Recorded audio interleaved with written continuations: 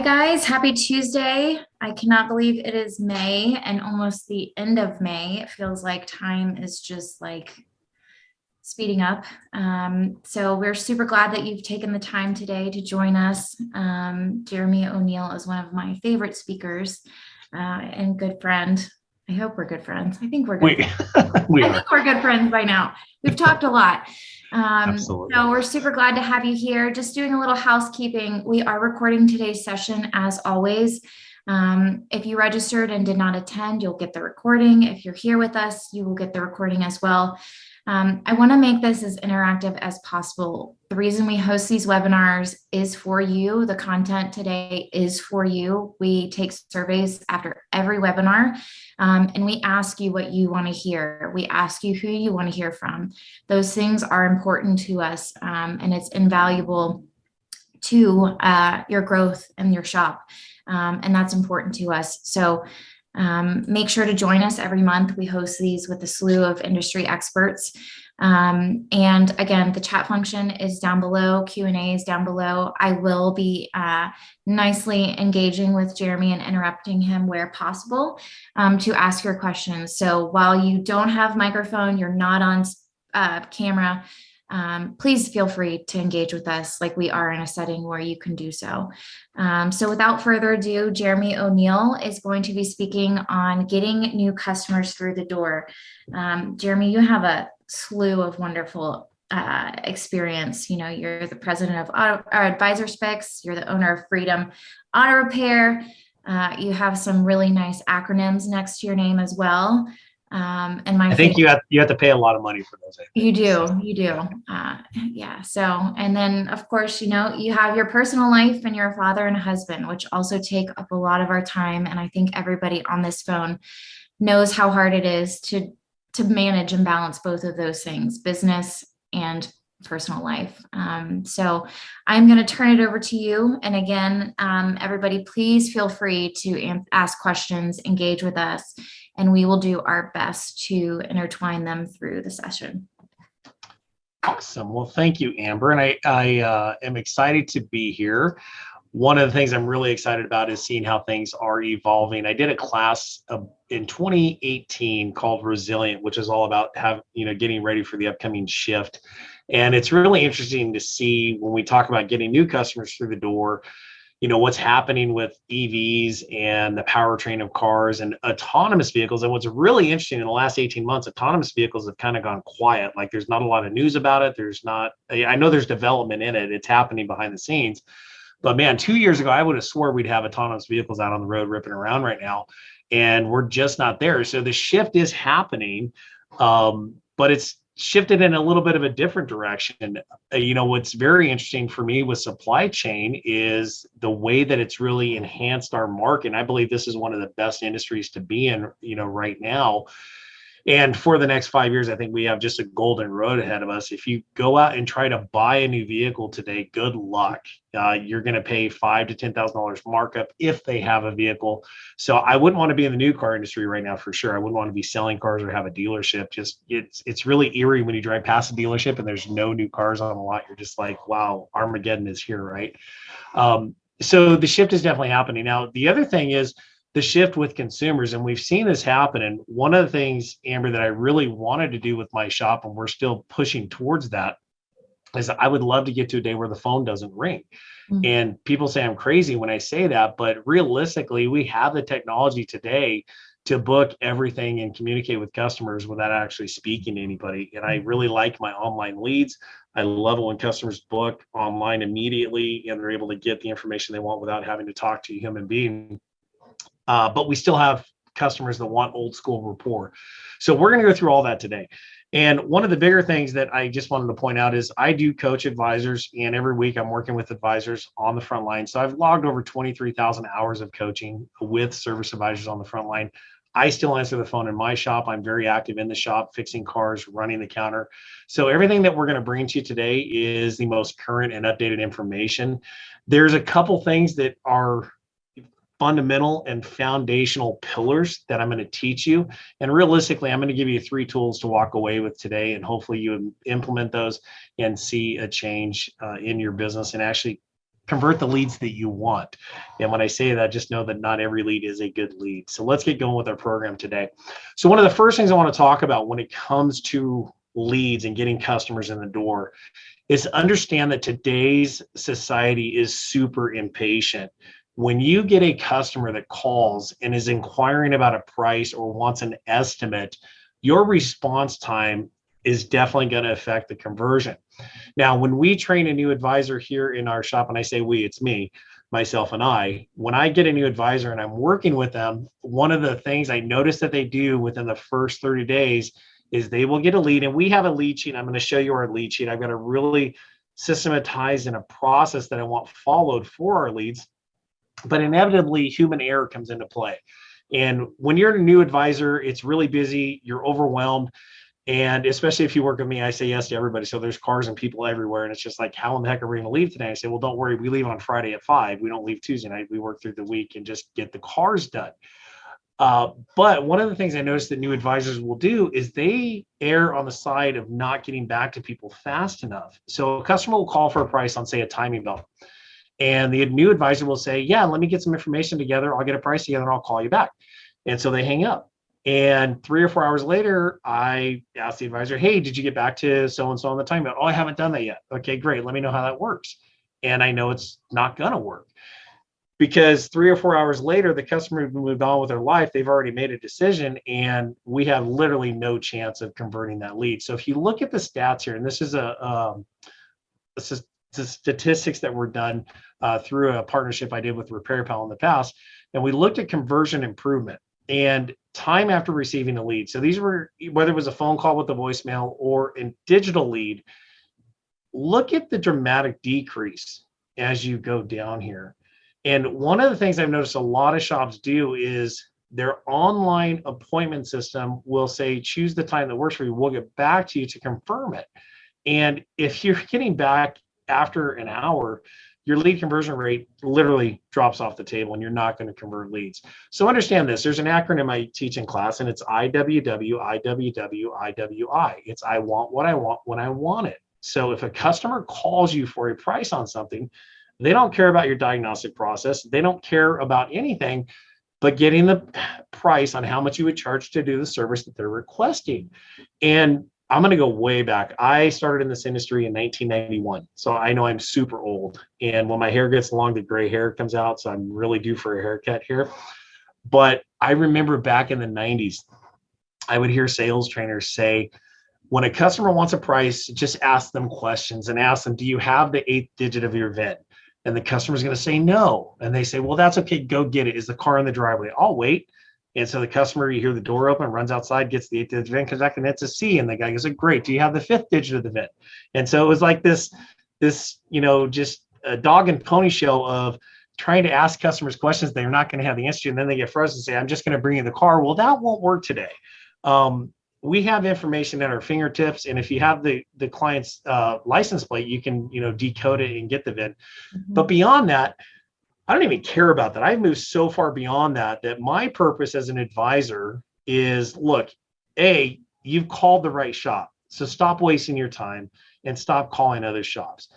B, price is irrelevant because there's 18 other questions that we need to get answers to before we even talk about price. And one of those questions is, do I want to work with you, Mr. Customer? And one of those other questions is, do you want to work with us? And if the answer to those questions are no, then it doesn't matter what I charge because we're not going to have a business relationship. So price actually becomes irrelevant. And it's really interesting to me to see how customers are hung up on it and untrained advisors are hung up on price as well. So I start this out to show you that time affects conversion. So if you look at this, if you want to increase your conversion rate, deal with the problem right then. So number one, make it a priority to call customers back as soon as possible. Number two, get in the habit of taking immediate action. Make the customer say no to you. Don't be ashamed of your pricing. If you know it's a brake job and it's machining the rotors and hanging pads and you know what it's going to cost, don't be ashamed of your pricing. If it's a component repair, and we'll get deeper into this in a little bit, but you're better off to have that customer say, you know what, I don't think I want to do business with you. I'm going to go to a different shop. Great. Don't waste your time. Don't waste their time. But get in the habit of taking immediate action. Book the appointment and get a commitment from the customer. And then it shows you that you value their time. So at our shop, we're all about leads. We respond to our digital leads on our phone immediately. And then we have ways that typically we have a 92% answer rate on calls that are incoming. So literally only 8% of calls will go to voicemail during working hours. So we want to be there and we're ready to serve the customer when they call, when it's game time and the show is going, which is pretty much every day. Jeremy, I have a question. What are those, Yep. when you do answer those phones, what are, I mean, you mentioned, the purpose, those two purposes, but what are those questions that you're asking them to make sure that it gets booked immediately? Amber, I have a whole process for them. I've got it you? laid out in the Okay. lead sheet. There Absolutely. you go. So you need to follow up with Jeremy afterwards to find that. No, we're Oh, gonna you get have to it that on here. here. I Perfect. have it here. Yeah, we're gonna get There to we that here in just a go. little bit. Eager. I'm struggling with my PowerPoint presentation now, but there we go. We're good. The laser pointer was stuck on. We're good. There we go. Okay, now this stat really blew my mind. And I didn't realize this, Amber, but 85% of consumers check prices before, during, or after the repair. Now check this out. Oh, there we go again. Challenge. 45% are going to check pricing before they do repair. So these are all the customers who don't have a home. These are the lost sheep in the auto repair world who are calling you and asking you how much you charge for an oil change, how much you charge to diagnose my check engine light, how much for a water pump, how much for an alternator, all these things. These are those customers. Your repeat customers, look at this. They're going to call and check pricing either during or after repairs, and then 15% never. This 15% are my VIPs. Those are, my Teresa and Steve Fialos, who are just my VIP client, and they're like family to me. It's you go on these journeys through people's lives as you service their car and see what they go through in life. And obviously, once you have that trust and that relationship built, there's a small percentage of customers that you could charge them $1 million for a brake job, and if they had it, they'd pay it. They don't care because they love you that much. So that's a small percentage, but 85% of your customers are going to check pricing. And what's interesting to me was the amount that check pricing after they authorize the repair. So 40% are going to check after we authorize the repair. Now, we've shifted the way that we do things with the technology that we have, and AutoLeap is a great system for this as well, which is providing the value and packaging services together rather than itemizing things. So I don't put 15 labor items up. I'll package everything into one labor job and put everything together. So it's harder for them to check pricing. And that's a little bit more advanced service advising that we do in our 2 and 3 day classes. But keep this in mind. 85% of your customers are going to check pricing either before, during, or after they authorize the repair. And then out of 26 unhappy customers, only one's going to complain to you. So, Amber, it's really interesting. I'm really big on the 5-star service experience. And I live and die by our 5-star reviews. It's just like, if we go a week without a review, I'm like, it's like a week without oxygen. But it's interesting. If you look at the amount of reviews that shops have compared to the amount of repair orders they write, it's literally, there are shops that struggle to get a 2 or 3% return of 5-star reviews. So that means that 2 or 3% of your customers were thrilled and left a 5-star review, but the 98% that didn't leave a review, do they fall into this unhappy? Are they a 3-star customer? Did you just do mediocre? What's happening? So that's kind of my challenge is, how do we get to 50%? If we service 40 cars in a week, how do I get 20 reviews? How do I get that to 40? We're trying, but we're not quite there yet. So a small percentage of customers are going to leave a review, but just remember, unhappy customers, only one's going to complain to you directly, and retaining your customers is critical to your future success. Okay, so I promised you guys 3 tools today. I'm going to give you 3 success tools that you can use immediately and change your game. Number 1, you have to have a USP. What is a USP? It's your unique service promise. It is what separates you from your competition. Why should a customer choose your shop over the 100 that are in your town? And we have customers that live 15 and 20 miles away from us that will pass literally 200 shops to come to us. How have we been able to do that? How do we cultivate that? So we're going to show you your USP, your unique service promise. Number 2 is I'm going to give you a 4-letter word, and no, it doesn't start with F and it doesn't end with K. So we're going to teach you the 4-letter word with every letter. I didn't say it. I thought you were won't going to say that. wine, a W and an Wine. E. It's my favorite one. Plus mine's beer. So There you BEER. go. There we go. Yeah, Cheers. absolutely. I'm going to teach you a 4-letter word to use with every lead. And then we're going to show you the lead sheet. I'm going to give you the tool to use immediately, and you can download it on our website at AdvisorFix and start using it right away. Hey, do you see that? I want to go back to the reviews section. So I'm going to read this to you. So Evelyn, how do you deal with customers who leave a bad review when you've tried every possible thing to make them happy and performed the repairs correctly?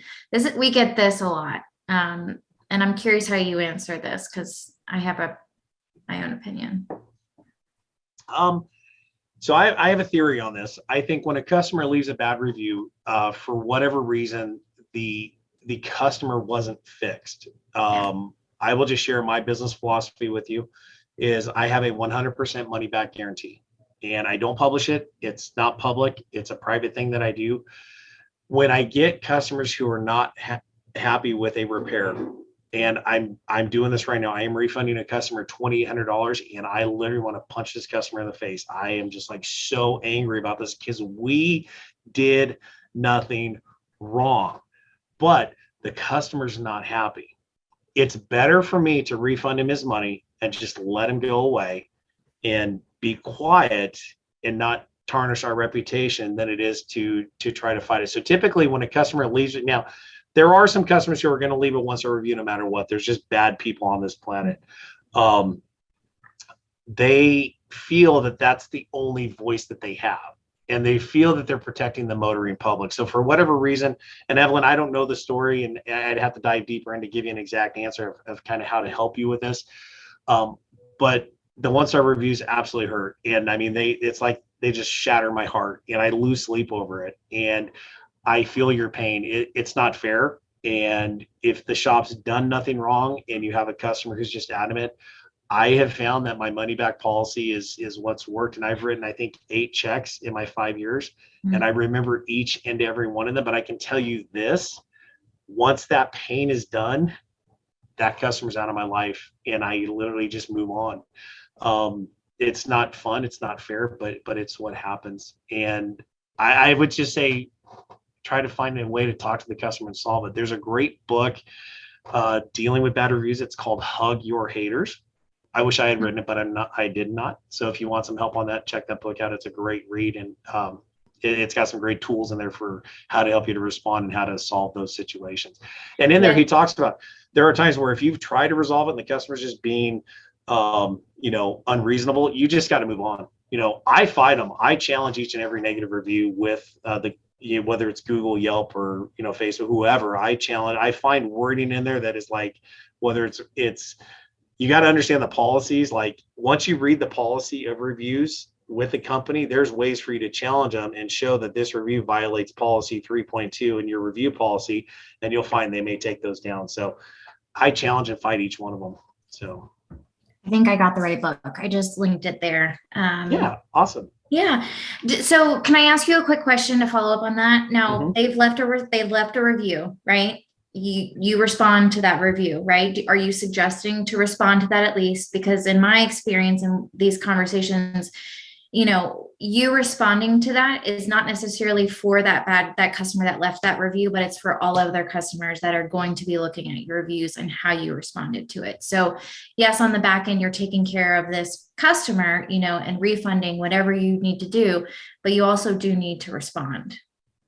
Yeah, so I do respond. And just so you know, my refund is an 18-page document, and in there, there is a paragraph that states they will not publicly, talk bad about us, including negative online reviews and all that. So if they want their money back, they got to shut their mouth, and they can't post anything negative. Yeah. So that's one of the reasons that I've done that. And I share it's so funny because we have a few 1-star reviews. If you go deep into our Google history, and you can find them on Yelp, but there's one on there. The guy's name is Big Bear Bevo.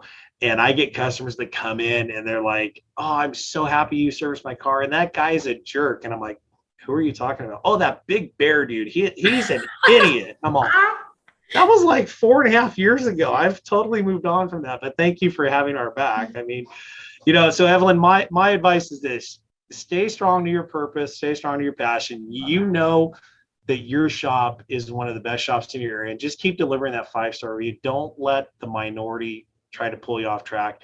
Just deal with it, respond to it. And if the customer's still unreasonable, just move on and bury it with more 5-star reviews. So when you get a bad review, you got to put your whole team to task and say, look, we need to get 25 5-star reviews this week. Every customer that leaves, you need to ask them for a review and tell them to go publish it. So it can just push that stuff down. And the more 5-star reviews you get, it buries those negative ones for sure. And it's going to happen. Yeah. One more on this. After doing the work, also Evelyn said thank you. After doing the work and the customer is happy, how can you get a 5-star review and repeated customer? So well, that's a whole nother webinar we could do. I have a whole system for that. I would love that. Yeah, so let's book that for, I don't know, 60 days or 90 days from now. I'm totally game for that. Okay. And James, in the meantime, you definitely can reach out to Jeremy. You'd have to wait 3 to 6 months for you to get that answer. But we will. Okay, I'll just share this. I'm going to give you just a quick 30-second training on reviews. The reason we don't get them is because we fail to ask for them in the right way. Now, one of the things we do is you have to plant the referral seed up front. So any customer that comes in, you got to ask them, how'd you hear about us? And when they say, I found you guys on Yelp, you go, oh my gosh, you found us on Yelp? I don't know if we're ready to give you a 5-star review today. Let me go check with the team. So then you walk in the back and be like, hey guys, we got a Yelp customer here. Can we give them a 5-star experience? And the guys go, yeah. And you're like, that's not good enough. Can we do it? Yes. So then you run back and front and say, Mr. Customer, I'm really happy. We're going to deliver that 5-star experience for you today. And then you got to deliver it. And then when they leave, you got to say, hey, Mr. Customer, thank you so much for everything. High five. Hey, if we hit that mark, would you please share your experience with the world? Make sure you leave a review wherever you found it from. That's why I tie it into how they heard about us up front, and you set the stage up front, and then you got to deliver it as you move through, and then you got to ask for it as they're walking out the door. And there's a 24-hour window. There's an emotional decline. After you have a positive experience, after 24 hours, it's out of sight, out of mind. So if you're waiting 2 or 3 days to ask for reviews, the emotional impact's gone. Customers won't leave the review. So you've got to be able to do it within 24 hours. So that's I got a whole system and process on that, Amber, we could do. Yeah. And yeah, that's awesome. And now it's automated in most shop management systems. So it goes right in there. So. There's more to it though. You want the story. I'll show you guys how to get paragraphs written about your shop and the process, rather than just the rating. It's awesome. Okay, so there we are. We good on questions? Yep. So I have an opening right now or at 2 o'clock. Which do you prefer? Hold on 1 second. I mean, listen, I don't want. Okay, I'm going to set this up for you guys. This is a call. And what I want everybody to pay attention to is I want you to pay attention to the emotional state of the customer. Now, so let me just set this up. We're moving into phone calls. So these are customers calling you for a price. First-time customers could be even repeat customers or customers that were referred to you. But this is a real customer who I've already asked to come in and let me do a brake inspection for you. And when you understand what the customers are feeling and the emotions they're going through, there's a big thing right now. Time is greater than money. So you got to understand this. Customers would rather spend their money than to spend 3 hours coming to your shop, doing a brake inspection, finding out that you're twice as much as the shop they normally go to, and they would have rather gone to the shop they normally gone to. And they could have figured that out simply by calling you if you had upfront pricing. So listen to the emotional state this customer is in. And this was an eye opener for me when I went through this. So I have an opening right now or at 2 o'clock. Which do you prefer? I mean, listen, I don't want to come down there if I don't know like what I'm getting myself into. Can you just give me a price of how much you think it's going to be? So I hope you heard that. If you didn't and your speakers were down or whatever, just email me and you'll get my email at the end of the call. I will send that over to you in an MP3 so you can listen to it. It was very impactful. And that really opened up my eyes to say, look, I don't know what I'm getting into. And there's a fear-based mentality with most auto repair consumers. Most consumers are afraid that the shop is going to ask for things that they didn't come in for. So our entire sales process is built around delivering what the client came in for. And then we get permission to do the inspection up front at the initial write-up. We let the customer know exactly what's going on. And with this transparency that we have with our shop management programs, it makes it easy to take the fear out. So if you're still stuck in the mindset that I can't give you a price over the phone without seeing your car, things have changed. The customer can literally go there's technology now that you can, the customer can actually stream live data to you on their car, and you can literally diagnose it, remotely. I mean, a lot of manufacturers are doing that. So we live in a different world. And with the information that's out there, if a customer just watched a YouTube video on somebody somewhere changing a water pump on their Chevy Cruze, and that's the exact same problem they're having, and that's the code they're having, and they're convinced that I need that water pump, and you're going to fight them on it, you're not going to convert that lead. You're better off to just hang up the phone and move on to something else because your time's too valuable. So that's the reality of the situation. The customer doesn't know what they're getting into. So I'll go deeper into this in just a minute. So I have an opening. This graphic was what came out of that call. So when that light bulb went on in my head and I said, okay, Jeremy, stop being stupid. Let's help the customers get the information that they want. But there's a method to it. So one of the things that I started dissecting was, okay, when you look at where do things start, why is the caller asking me for a price? Okay, so you've got to go back to this, and I've labeled it the triggering event. Anytime that a customer needs a car repair, there's always a triggering event, and typically it's a negative impact, meaning my tire fell off. I need lug nuts. Oh gosh, that's not correct. You need a better shop to torque your wheels properly. I need a water pump. Well, how do you know you need a water pump? Well, my car overheated and it was dripping water, and I was at a family party on Saturday, and my drunk uncle Ricky came out and said, oh, you need a water pump. It's always the water pump. Well, no, you need a cooling system pressure test. So the thing is this, it doesn't matter how the customer came to the component or the part, but what's real is they believe that they need that part, and they believe that that part is going to fix their problem. And it's the furthest thing from the truth today. Cars are neglected today. There's no maintenance on vehicles. You get a car that rolls in with 120,000 miles, I guarantee you that customer's probably only spent $1,000 on maintenance with a few oil changes, air filters, and tire rotations. There's no cooling system services. There's no transmission fluid exchanges. There's none of this stuff in the books today because manufacturers want to keep the cost of maintenance down. So these cars that are falling apart at 100,000, they need a thorough inspection. They need a plan of attack to get them through the next 100,000 miles without the components breaking down. So what I've adopted in my personal service advising career is I'm a systems guy. So what I want to do is this, forget your water pump.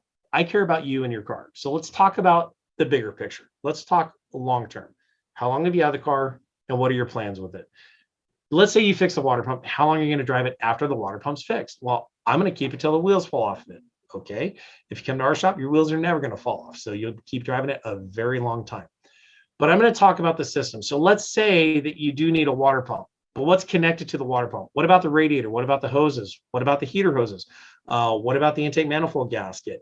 There's a lot of things that overlap today that can cause issues. So I'm going to help the customer understand this. Now, here's what we're going to do. What the customer really needs is they don't need a price on a water pump. What they need is a root cause analysis. Okay. The worst thing a shop can do is give the customer the price on the water pump for $550. The car comes in for a water pump. They do the water pump for $550 and the customer leaves, but they don't address the system. The technicians don't look at the hoses. They don't check the corrosiveness of the coolant to see, is there electrolysis in the cooling system? And if they don't do a proper flush, guess what's going to happen next? The next component is going to start to fail. So what actually caused the water pump to fail was a lack of maintenance. So the root cause is the cooling system needs to be addressed. They need to do the water pump. They need to do a coolant flush. They should do a thermostat as preventive maintenance. They should rehose it at this point in time because the car's got 8 years on it and 120,000. And if you want to drive 100,000 more miles worry-free, you're going to address the cooling system. In fact, now's a great time to change the radiator too. So instead of a $500 repair, I'm going to make a presentation for a $2,500 cooling system repair. I can't do that on the phone when the customer's first calling us. I've got to have likability. I've got to have trust. I've got to build a relationship with the customer. And the only way that I'm going to do that is to go back to the triggering event and ask questions about what's going on.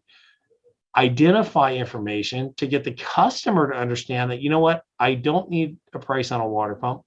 I want to come in and have your technicians do a root cause analysis. I want to identify my timeline and I want a customized maintenance and repair plan that is tailor fit for me and my car and help me maintain and repair this car properly based on my budget, my terms. That's what I want. And that's what we're going to try to get to. The challenge is this: you have literally 2 minutes to convey that information with a lead, and customers are stuck on the component and the part. It's so crazy. And there are times where I'm on the phone with a client and I think I did a great job, and they go, okay, thanks. I'm going to call some other shops and I'll get back to you. And I literally slap myself and I laugh. I've laughed on the phone. I've got the recordings, and I just ask customers, why in the world would you do that? Like, you're just wasting your time. You've called the best shop in the area. I'm going to help you. I'm going to become your trusted advisor. I'll help you get this repair done in the most affordable way. You're just going to waste your time calling more shops. You're going to get more confused. Don't call around. And sometimes they come in, sometimes they don't, but it's pretty interesting. So this graphic helped me break through the fear and help the customer understand they need a root cause analysis. Not only is it important to find out what failed, but what's more important is why it failed. So yes, you may need a water pump. And I'll be brutally honest with everybody. You can call my shop right now, and my advisor, Clayton, will give you a price on what you're asking for. We don't fight it. We give pricing over the phone. But we have a really amazing shop and a really high lead conversion. We've understood how to set the table, give the customer what they're asking for, but also enroll them in our root cause analysis. So even though we may give you a price on that water pump, before that water pump gets put on, we're doing a full cooling system inspection. We're doing a root cause analysis on that leak, and you're paying for the inspection. And we're going to address it on our terms once the car is here. Because the other way is, if you just go with what the customer wants, it's going to be a bad repair for you guys. So that's the graphic that really helped me understand. Ask questions about the triggering event, dig for leverage. Once you find that leverage, let the customer know there's a number of things that can cause what you're describing. You need a root cause analysis. Let's get it in and get the facts. And then that's where the customer understands there's more to it than just the price on the part. I hope that makes sense to everybody. Okay. I don't see any other questions, so we're going to keep rolling. What am I talking about with this unique service promise? It's all about what makes you different. So here's an example. Before I do that, I forgot. I have an example for you, but I want to talk about consumers real quick. What's changed with consumers? So understand this, the game is changing. Yes, we have electric vehicles coming. Everything is changing, but what's changing beyond this is consumers and their buying habits. I've seen a big shift in our household with where we spend our dollars. What's interesting, Amber, is our shop, nobody goes to lunch anymore. Uber Eats delivers all of our lunches every single day. And I've noticed a huge increase in production from that because the guys stay focused and we literally don't shop anymore. Everything's delivered to us. It's absolutely nuts. Yeah. Consumers are radically different. So if I were to compete with your shop in your market, and I had full transparency, upfront pricing. Think about this. What if Amazon started opening auto repair shops? What would happen? I guarantee you they'd have a big warehouse and they'd run cars 24/7.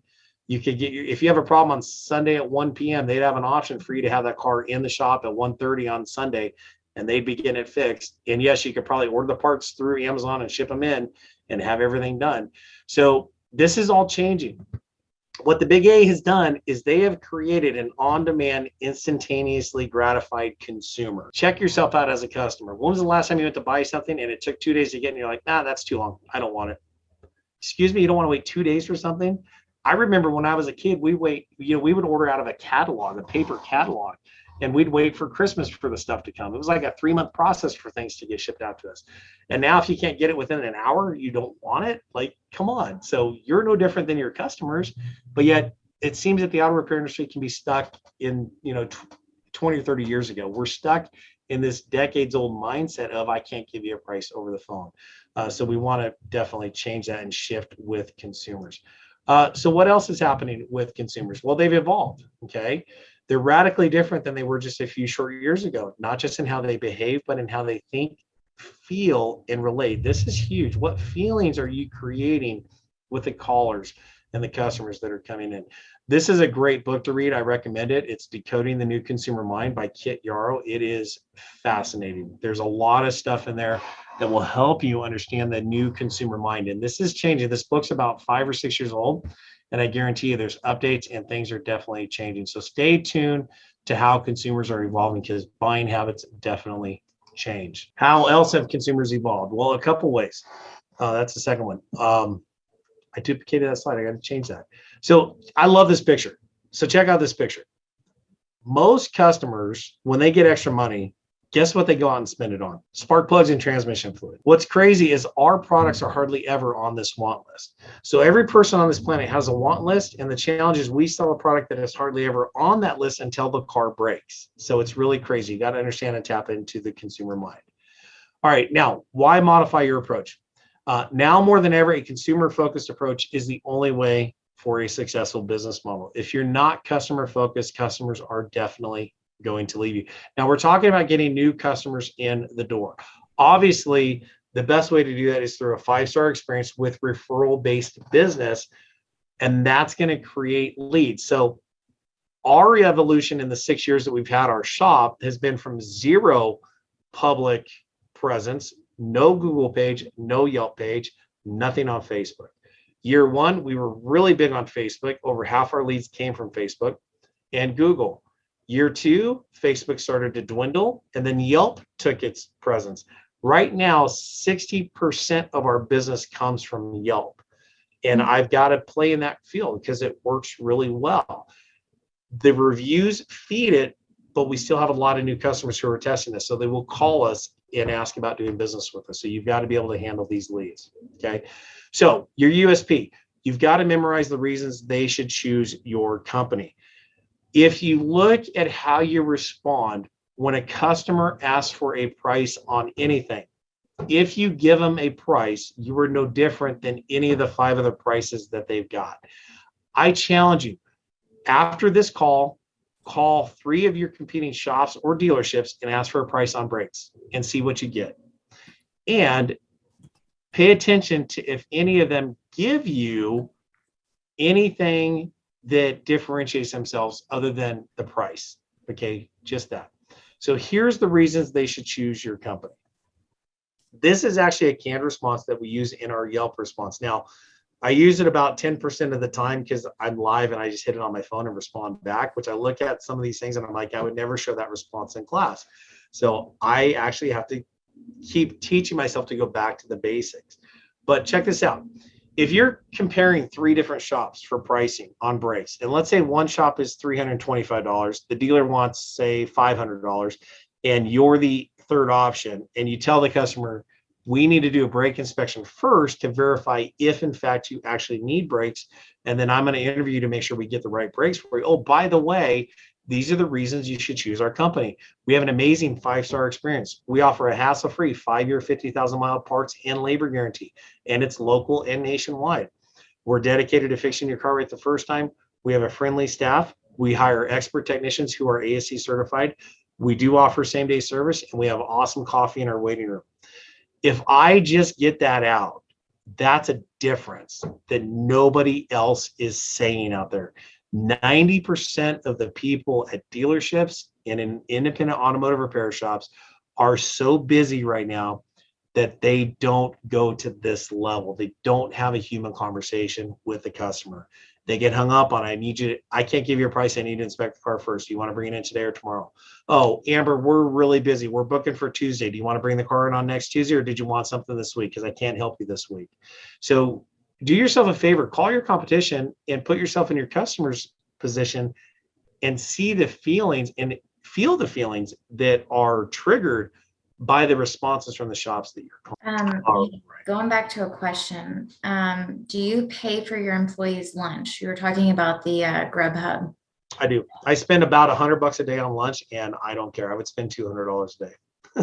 I love that. You know what, Amber? The funny thing is, I have an employee that lives 20 miles away, and he's a tech, and he would push his lunches to an hour, 5 hour, and 10 minutes, and I'm just like, this is just, not only is it an hour, it's like a 2-hour process. By the time he gets a car back in the shop and is working, I'm just like, forget this.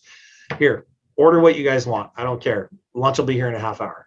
Yeah. And the funny thing is, when we don't order lunch, like today, we're an hour behind. Typically, we have lunch here at 11:30. So I said, hey, if they want lunch, they're on their own, or they can wait for me to get off the webinar at noon and we'll buy lunch. So they've become accustomed to it, but they love it. It's just an added perk. And yeah, it costs me a couple of $1,000s a month, but I guarantee you, it makes the shop $10,000 a month in added production. Well, it sounds like I owe them lunch since I'm holding them up today. Oh, no, it's fine. It's all good. And then we do free donut Friday. So it's free donut Friday. We bring in a couple dozen donuts, and we don't do waiters on Friday. So we have no waiting customers on Fridays, but the guys get their donut fix on Friday. So that's it's pretty awesome there. Okay. So here's the thing. You've got to develop your own USP. This is your elevator speech. So early on, when I took the shop over, my budget was zero. I had no money for marketing. I came into the shop, I was transitioning. I was traveling too much coaching. I didn't want to travel anymore. I wanted to be home. So literally, I put everything I had into buying the shop, got in, and I'm like, oh gosh, I need customers. So I had business cards. So everywhere I went, if I exchanged dollars with you, gas station, Starbucks, Walmart, I didn't care where I went. I always ask the person, how's your car running?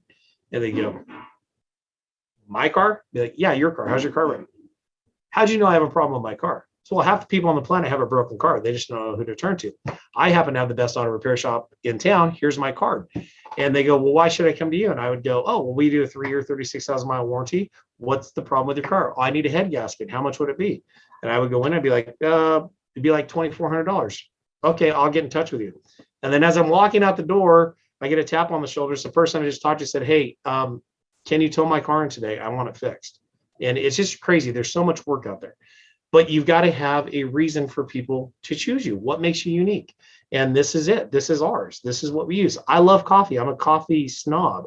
So we do have really good coffee that you can come in and get free coffee with. We have customers that come in for coffee, once a week, just to grab a cup. It's pretty awesome. The other thing is, I think speed of service is key. So this one here, same day service, that's huge. And I know every shop right now is 2 or 3 weeks out. There's work everywhere. But remember this, getting the process started is key. I don't have to fix your car today, but if you have a problem with it and I can get you in and get a scan report and get the process started, I'm going to be 100% ahead of the shop that tries to schedule you for Tuesday or Wednesday. And Amber, it's really interesting. We've been tracking our no-show on appointments, and anything that we book at least for next week, like 2 or 3 days out, we have a 50% no-show. And what I found, we started calling these customers because we do a pre-appointment checklist the night before we confirm the appointment, is they were able to solve their problem before our availability. So it's just one of those things. You got to decide at how high of a level you want to play. And if you're hitting your numbers and you're capped out, then fine, just accept it. But if you have room to grow and you need more leads, that same day service is going to be one that fills 3 or 4 cars a day, especially with the heat coming with AC work for sure. So do you leave blocks on your calendar then open for those same day services? No. I just go. I run as hard and as fast as I can every single day. Yeah. So we had one question really quick before we move on, and I'm going to try to decipher. I think, what would be the percent of being mobile and station repair business to service the customer to make the time? Do you get that? We don't do mobile service. Is that kind of the question? I think it was James. I think is with James. If you want to clarify. Yeah. So we don't offer mobile. So it's interesting. The previous shop owner had done some SEO work 10 years ago, which in SEO land is like ancient, but Google still flags us as a mobile repair shop, and I don't do it. And we're on one of the major arteries out of Southern California, Interstate 15 going to Vegas. So every day we get calls, hey, I'm stuck on the side of the freeway. How long will it take your guy to get out here? I'm like, we don't offer mobile service. Like, well, Google says you do. I said, well, Google's wrong. But I have a solution. I can actually get your car here and do the inspection for less money than if I sent a guy out to you. Would you like me to get the tow truck out there to you? Because obviously I'm going to have to work on it in my shop anyways. So if you offer mobile service, I think in the future, that's a niche that can be capitalized on. There are large companies going after mobile repair. I just don't want to work on cars in the parking lot. So I'm not going to go after that. Actually, I won't say that. We are going to do a mobile diagnostic van and a mobile air conditioning van next year, so we can capture more market share. So yeah, I think the mobile business, if you're in that, that's a niche that you just got to figure out. And then businesses, work at your shop. I want 100% of it at my shop. So hopefully I answered that correctly. Okay, so you guys have some work to do. You've got to build your USB. If you need some help with this, shoot me an email and I'll follow up with you, give you some examples. Okay, with a phone lead, remember this, when they're calling, they want the information fast, they want a friendly person, and they want to deal with the expert. So if you get a customer that calls and says, hey, I have a P0101 on my Nissan Rogue, how much is it for a mass airflow sensor? I hope you have enough expertise to say, oh my gosh, that is a great question. Are you employed? Because we're looking for really good technicians, and it sounds like you've got some technical experience. Are you looking for a job? And the customer's going to laugh and be like, no, I'm not looking for a job. I would never go in auto repair. I'm joking with that. But you would say that's a really great bit of information. Where'd you get your information from? Well, I went down to the parts store and they pulled the code and they sold me a sensor. They did their job. They sold you a part. Now, were you aware that over 80% of the time that a Nissan has a P0101 code, it is not, in fact, a bad mass airflow sensor. It can actually be a dirty throttle body. It could be an air leak after the mass airflow sensor. It could be a dirty air filter. It could be a air filter housing that is installed incorrectly, causing false air to get into the system. So our solution for that would be X. So now, if I'm able to regurgitate all of that, do I sound like I know what I'm talking about on that car? Yes. I'm not going to try to sell you apart. I know these cars. My techs know these cars. We are experts in these cars, and we are going to kick ass and take names and get your car fixed for as little money as we can. Let's get your car down here. That's who customers want to deal with. Now, I got to be careful here. I'm going to just call a quick timeout. If you're not at that technical level yet, don't worry about it. I've been doing this since I was 8 years old. So experience gives you these, these stories. Start to collect these stories and start to get the knowledge. Start with, if you service a lot of Hondas, start to become an expert on Hondas. If you're a service advisor and you do diagnostic work, start to track the repairs. Go into Identifix, go into All Data. Start to track the top 5 codes that these cars are going to have, because there's pattern failures. Become an expert at these cars. Call your local dealer, find out what they're selling for maintenance, and be the expert, because the more expertise you have, the more you're going to convert, and customers are going to be drawn to you. I guarantee it, because it works here. Okay, so that's what customers want. Next, how to win with the price shopper. Number 1, be friendly and nice. Let the caller know you are going to help them. I'm going to give you a tip here in just a minute that will literally double your conversion rate simply by responding with the second line that we have on our script. And then you always have to ask for the appointment. Okay. Why we don't convert leads? 2 reasons: a bad attitude, and the second one is we fail to ask. The second line is coming here real quick, but this is your 4-letter word. It's help. So remember this. When the customer says that they need a price, that's not what they need. What they're really asking you for is help. H-E-L-P. So callers don't know what to ask. So what they're really asking you for is help. So they're calling you and asking for a price, but what they really need is your help. So if you can remember that and you can be helpful, you'll be amazed at how that literally transforms your conversion rate, for sure. And that was an interesting story. We were doing a 2-day class up in Canada, up in Toronto, and there was a shop owner there, Rick, and he was just struggling with our lead sheet.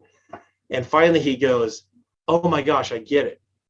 They're calling you for help, but what they're really asking you for is help. They just don't know how to ask for our help. Like, when was the last time a caller called in and said, hey, you guys look like you're pretty good shop. I just need help with my car. When can I bring it to you? I don't care what you charge to look at it. I'm just going to bring you my car. I want it fixed. It happens a very small amount of time. So it's masked with price.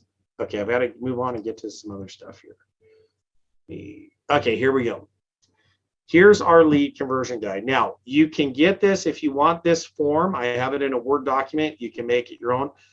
A couple things that I recommend on this. Every time the phone rings and it's a lead, you fill this out. Let me show you what a real live one looks like. That's what they're going to look like. They're going to get dirty. They're going to get messy.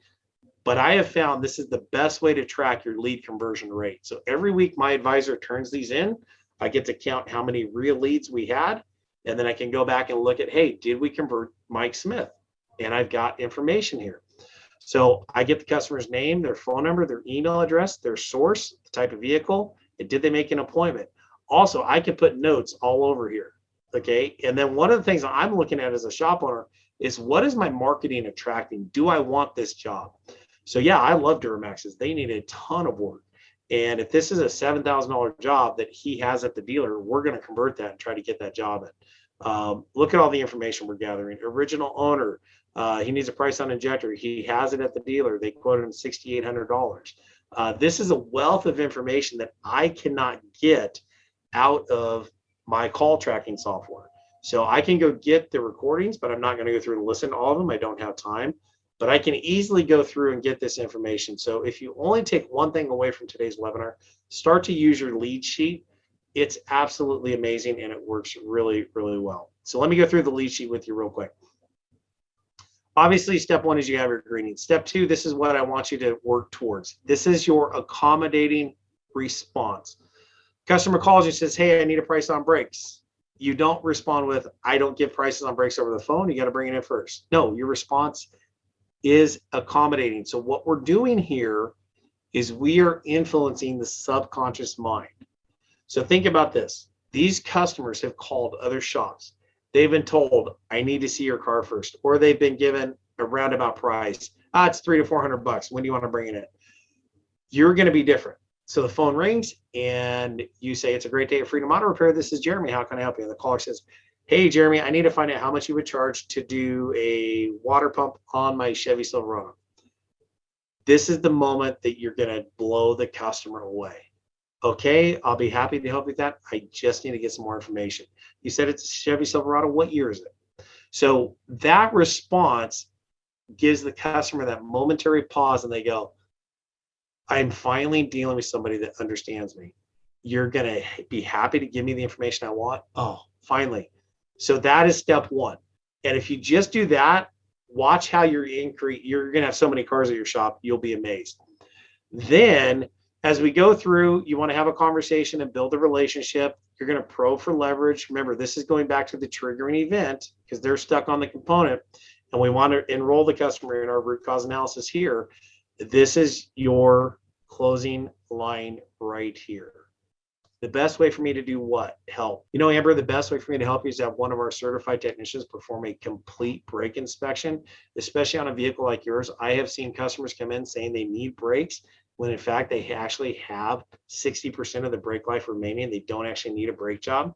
I've got an opening this afternoon or tomorrow morning. Which do you prefer? So it's as simple as that. These 2 or 3 things, if you do them consistently and you can put them in your arsenal, you'll dominate your market. You will put shops out of business because you will capture the majority of the good business out there. There's a question. Can I share that sheet? Absolutely. Amber, what I will do is send it to you and then you can blast it out to all the registrants. How's that? Yeah, that's perfect. It'll be in the follow-up email. Okay, so that's the lead sheet. Now I got to get to digital leads and I know we're kind of running out of time here because I talk a lot. Okay. Oh, it's good. I put earphones in so I can hear myself. There you go. Okay, there we go there. There's another. And Jeremy, are you okay with the slides as well? Obviously, they won't have a context to it if we don't finish the whole thing, but at least they have something to follow up with to you on. Oh yeah, we're doing pretty good. Perfect. Oh, absolutely. I can definitely do that. This is me talking. Let me go back here. I'm going to play this real quick for you guys. This is me explaining why we need to do the inspection.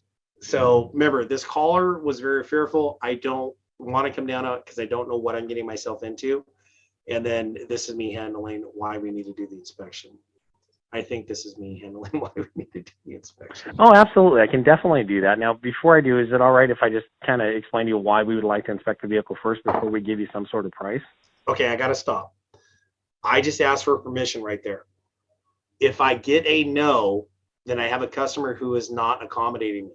They don't want to play game. It's not a win-win situation.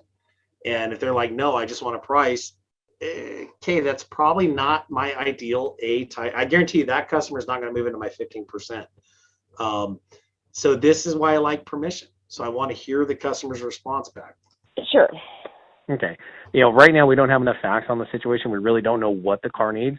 So rather than guessing, we like to take the guesswork out of it completely. And I'm sure you'll agree with me, you'd rather deal with the facts of the situation. So the first step would be to get it properly inspected, identify what exactly needs to be replaced and why it needs to be replaced. And then at that point in time, I can get you an exact estimate down to the penny. on anything that does need to be done. And we'll go over all your options. And Lisa, trust me, I'll do everything I can to save you as much money as I can and look at every option you possibly can to get your brakes fixed for you today. Again, I do have an opening right now or at 2 o'clock. Which do you prefer? And then when you listen to your phone calls, you realize how fast you talk and you need to slow your rate of speech down. That's still like 5 years of therapy for me right there. So good. There's some examples on a live call for you guys to hear how you handle the objection on, can't you just give me a price? Why do you need to inspect it? Okay, and then planning the trust me. So trust me, I'll do everything I can to save you as much money as I can. So remember this, you have to step into the role of being their trusted advisor. You are the gatekeeper for both the shop's profits and the customer's wallet. The customer's looking for you, Mr. Advisor, to trust with this repair. So what I'm going to do, the reason I want to inspect your car is I want to save you money. You may not need brakes, okay? I don't care what anybody else has told you. I know for a fact that we take off 100 set of tires every single month, and 90% of them have something different than what the customer came in for or thought the problem was. So my job is to help you save as much money as possible. I can only do that if you bring me the car and let me inspect it. Okay. All right. Okay, perfect. Yeah. And that's, so if you get the PowerPoint, you'll get the audios with that as well. So, okay, real quick, let me just wrap this up. Digital leads. We could do a whole class on digital leads. So my Yelp customers that I deal with, I don't talk to them in person or on the phone. It's through the app, and it's also a digital conversation. So remember, with the digital lead, you got to treat it just like you're having a conversation with a person. You've got to respond timely. You can't wait 2 or 3 hours to get back to people. Speedy response is key. The sooner you respond, the better. And then spelling and grammar are important. So if you're using your phone, try this out, because I have sent the weirdest things out to customers from like, wow, I had no idea that I typed that. So watch out for your spelling and your grammar. There's some fundamentals there. And then this is the canned response that I send out to my Yelp leads. So check this out. Yelp will actually track your response rate. And you get more leads if you're faster at responding than other businesses. You'll get a little green, bar that shows you respond quickly. I like to have this copy and paste it on my clipboard. So when I get a lead in, I send this out immediately. So if I get a lead, I send this back within 15 seconds. Guess what my response rate is? Super fast, right? Like, we're on it. So it says, thank you for contacting Freedom Auto Repair. We're working quickly to get you the information you requested. To provide accurate information, could you please provide us with your VIN? So I do this to see if I'm dealing with a live customer. If they don't respond back here, it's not a conversation, but I've done my job and I responded. It's the vehicle nod ID on the door. Thanks, your friends at Freedom Auto Repair. Oh, by the way, here's the reasons you should choose Freedom Auto Repair. We have an amazing service experience, hassle-free, 3-year, 36 warranty.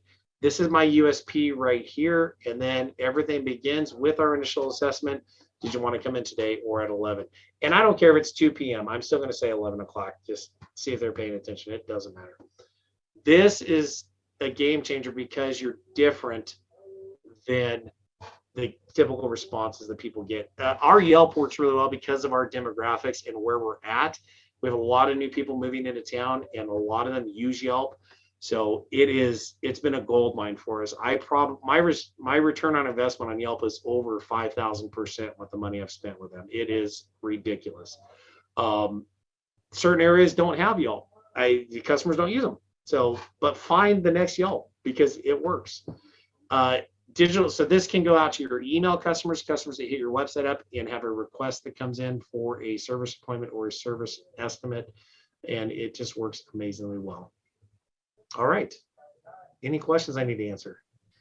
I am on Yelp, but I'm not paying for the service. If we started paying for it, would that increase our number? I'm not a huge Yelp person, so I'll let you. So here's, I have some experience with Yelp. I did not want to pay them a dime because I think they extort money out of clients. I got to be careful on that. So if there's any Yelp executives here, that was a theoretical extortion, not real. I don't want to get sued by Yelp. They generally do not sit on our webinars, but I'll let you know. Absolutely. Here's what I would do. I went in at the lowest level I could, which was $375 a month, and I have been there forever. And I have seen a dramatic increase. In fact, $495. However, if you want to email me, I will set up a call and show you our back end on Yelp so you could see our leads, the numbers and all that. I'll show you our dashboard so you can see all that. So just, you'll get my email here in just a second. So make sure you follow up with me on that. And then, yeah, so I think that's it. I'm here, Tim Mitchell at Family First Mechanic. Tim just saying hi. Hello, Tim. Hi, Tim. Awesome. Well, Welcome. let me wrap up my part of it. How's that Perfect. sound? That's great. Give Okay. your email. And just to recap, you guys, if you have any more questions, I'm going to give you another minute. But Jeremy does have to pay for his employee's lunch, so we gotta let him go. Oh no, I got time. I almost spat you. You almost spit out your drink there.